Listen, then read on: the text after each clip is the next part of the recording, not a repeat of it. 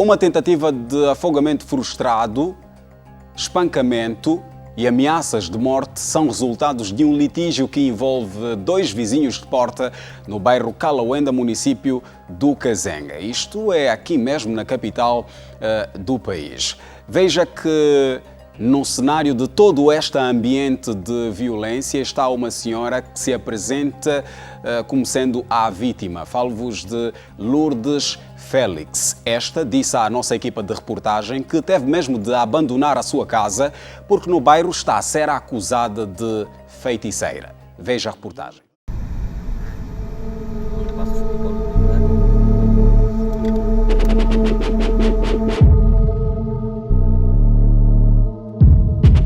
Eu nunca vi feitiço, vou ver feitiço como?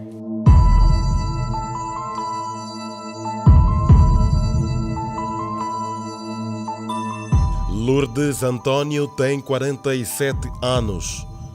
Está a ser acusada de práticas de feitiçaria pelo seu vizinho de porta. Eu nunca vi feitiço, vou ver feitiço como? Se eu tenho medo de procurar o feitiço, porque tudo revolta pelos meus filhos. Cá se faz, cá se paga. Não sabe que o feitiço é gerência?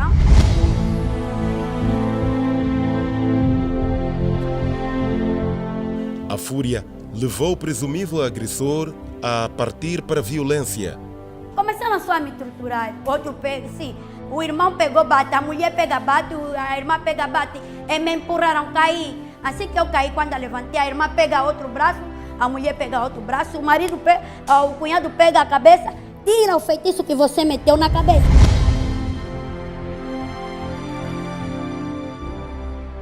Então, o portão dele, como tem um ferro, eu pego no ferro. O ferro, quando eu tirei a cabeça, eu volto para trás. Tetinha, sabes por que esse problema está a sair? A Tetinha lembra, né? Ela disse, Minga, cala a boca. E quando o Mauro vem, me dá uma queda.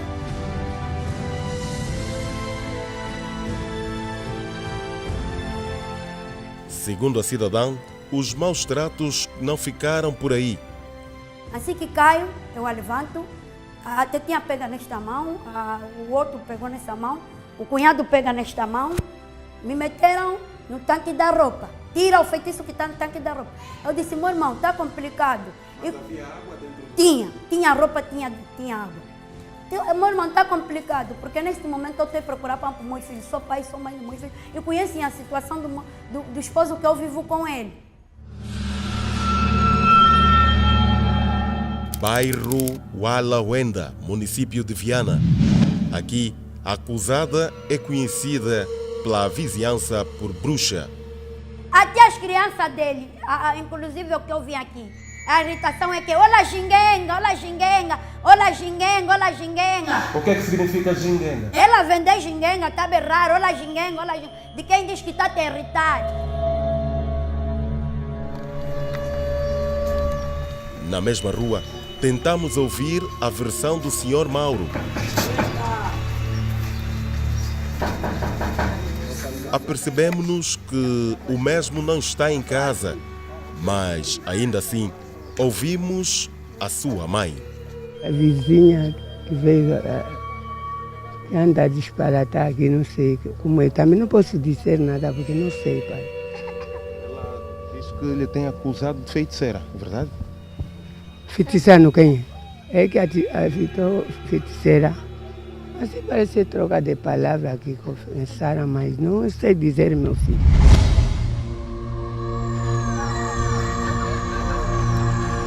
Com medo de voltar a ser espancada, Dona Lourdes e a sua família tiveram que sair de casa. Nesse momento eu vivo na minha mãe. Eu vivo na minha mãe. Eu tenho a casa para morar, tenho, né? Mas, consoante aqueles barulhos que eu tinha, o pai que me faz a casa desde 2011 a meter na aluguel.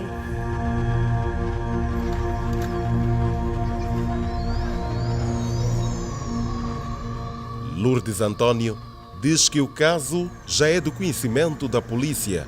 O comandante que estava de piquete perguntou quem mandou esse senhor sair. O outro perguntou, ele disse que estava nos contentores.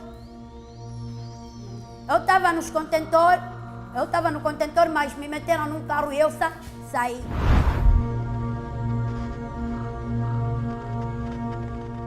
O porquê de tanto desentendimento? Será que o vizinho deixou de ser família, como muitos consideravam nos tempos idos? O porquê desses problemas só vem por causa de luz. Ele tinha que receber 3 mil e eu tinha que pagar a ideia. O Mauro tinha que receber 3 mil, como o bairro vive mesmo assim. Aqui a maioria daqui não tem contrato.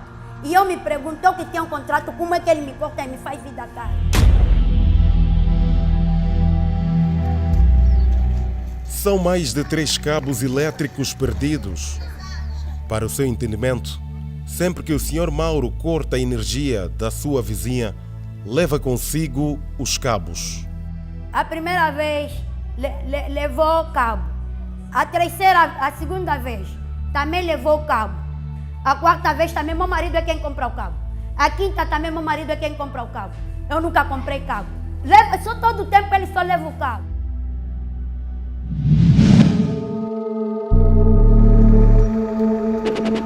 Estamos num dos agentes autorizados da ENDE.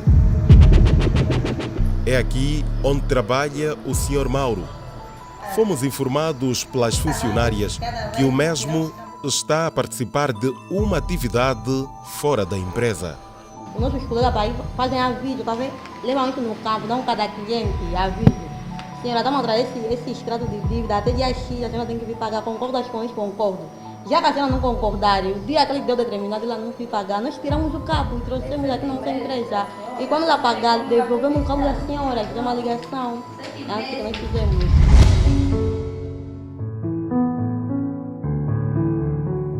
O porquê de tanto desentendimento? Será que o vizinho deixou de ser família? Pois é, mais um assunto a merecer a devida análise aqui em Segurança Pública e começo mesmo com o intendente Correia dos Santos. A minha pergunta é: que tratamento a Polícia Nacional tem dado a estes casos que envolvem práticas de feitiçaria, enfim? Como é que a polícia tem lidado com estes assuntos? Muito obrigado, caro jornalista. Em princípio, o SIC Luanda, ou a Polícia Nacional, no quadro do ordenamento jurídico de Angola, não consta os crimes de feitiçaria, esses casos ocultos. Contudo, nesses casos, o que é que ocorre? Sempre surgem ofensas corporais voluntários simples. E demos tratamento nesse sentido. O ofendido aparece nas esquadras ou no piquete, apresenta a sua queixa, demos tratamento e levamos, como é um caso sumário, vai para o tribunal. Relativamente a bruxas, isso não consta no nosso ordenamento, não podemos dar tratamento. Então, é um assunto que eu vou mesmo já tocar aqui ao Dr. Carlos Chatumbela, o que se oferece dizer em relação a esta questão que envolve alguma mística, enfim. Muito obrigado mais uma vez, boa noite. Como cá estava a dizer o Sr. Intendente, os casos de feitiçaria não estão tipificados no nosso Código Penal. Ou melhor, o nosso Código Penal não faz referência aos casos de bruxaria. Mas, conjunturalmente, este é um caso tratado formal e materialmente. Formalmente, por quê? Porque os casos de feitiçaria, na sua maioria, são sempre acompanhados de agressões físicas, corporais simples ou agressões físicas. Assim o que leva o caso a um enquadramento jurídico. Enquadramento jurídico penal.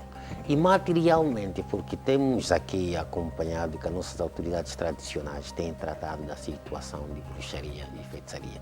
E nós temos aqui na nossa Constituição, são um poder tradicional. Agora, formalmente, e daquilo que é o direito positivo combinado, ao despoletamento das violências, das agressões físicas, isto é punível penalmente, é um crime tipificado. Nos termos do artigo 360 e 361 em diante, nós temos as suas penalidades, as suas molduras aí tipificadas.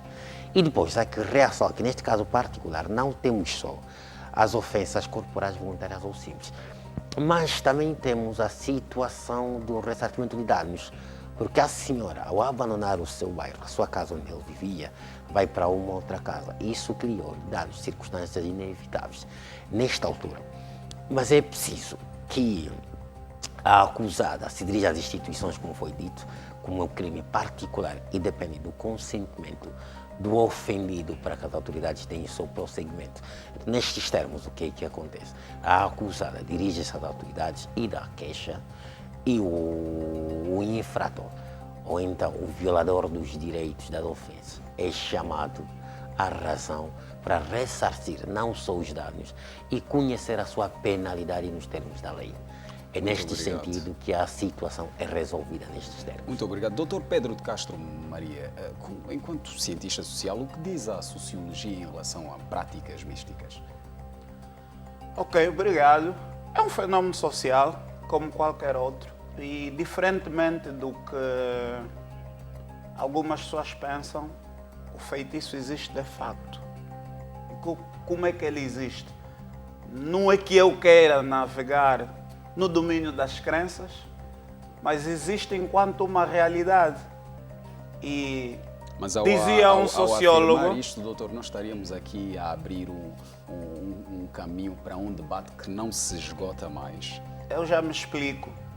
Não estou aqui de maneira nenhuma a ser apologista de que quando alguém diz que o meu ente querido morreu porque o fulano é quem enfeitiçou e tantos outros efeitos que se atribuem ao feitiço como uma força bastante poderosa. Bem, no domínio da ciência, o feitiço não teria lugar porque se situaria num outro domínio do conhecimento. Mas também a única forma de conhecimento válida para analisar o fenómeno social não é a ciência. E a ciência, porque a dada altura do seu percurso, tornou-se arrogante a esse ponto, perdeu a oportunidade de dialogar com outras formas de conhecimento e por essa razão também se viu impotente algumas vezes de explicar determinados fenómenos sociais. O que é que eu queria dizer com a questão da existência do feitiço?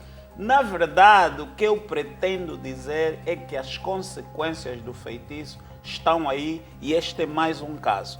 Para dizer o quê? Que o sociólogo, na análise das sociedades, não deve só ter conta o real em si, mas também a representação que as pessoas fazem do real. E há pessoas nas nossas comunidades, nas nossas vizinhanças, nos nossos bairros, sobretudo nas nossas periferias e no meio rural, em que a crença no feitiço está bastante enraizada. E é nessa base que eu digo, por esse facto o feitiço tem existência, porque afeta comportamentos, motiva ações, faz com que famílias entrem em conflito, briguem, e a palavra em si tem força, tem poder, tem peso. A sociologia considera que aquelas situações que os homens definem como reais acabam por ser reais nas suas consequências. Esse é que é o problema. Doutor, logo penso, e porque o direito deve ser um procedimento técnico, metodológico para normatizar as sociedades. Exatamente. Que deve refletir a vida em sociedade, devia já agora, e agora que se está tendo um processo de revisão do Código Penal, devia refletir isso, não no sentido de que o doutor disse que o feitiço existe, então os feiticeiros têm mesmo poder e a minha vida não vai bem porque existe feitiço. Não. A perspectiva sociológica, e se quisermos até também socioantropológica, é na medida de que o feitiço tem existência na consciência de muita gente em função das suas crenças, em função do tipo de educação que receberam, em função do meio social em que vivem. É a partir daí que os cientistas sociais... uma toda a sociedade. Está aqui a consequência, porque se não existe, estamos aqui a discutir, era só ignorar, então existe. Existe na medida em que... a não ser posto à parte. Exatamente. É preciso refletir para que se arranje políticas para que de alguma forma a sociedade saiba lidar com isto. Não, o facto, a peça narrada, uma senhora teve que abandonar o bairro, como se aquelas pessoas tivessem direito de dizer que essa senhora é a feiticeira, tem que sair do bairro. Exato. Não tem esse direito, claro, mas houve violência, há perseguições. Feitiço tem degenerado em casos graves, até de homicídios. Creio que os ilustres doutores aqui Como podem contornar confirmar isto, isso. doutor? Como contornar isto? Na sua visão enquanto cientista social, como contornar isto? Discutir o problema, assumir que o problema existe e tipificar juridicamente, por um lado, responsabilizar as pessoas que incorrem nessa prática. Já é tempo dos cientistas sociais, dos juristas, enfim, uma visão pela complexidade do fenômeno, e aliás todo o fenômeno social é complexo, é total, tem sempre várias dimensões, assim consideram os estudiosos. Então, de forma multidisciplinar, poderíamos, enquanto sociedade angolana capaz de enfrentar os seus problemas de frente, trazermos uma contribuição bem elaborada, bem pensada, bem estruturada, para que esse problema fosse, de alguma forma, atenuado e não fingirmos como se ele não existisse e passássemos a subir de lado.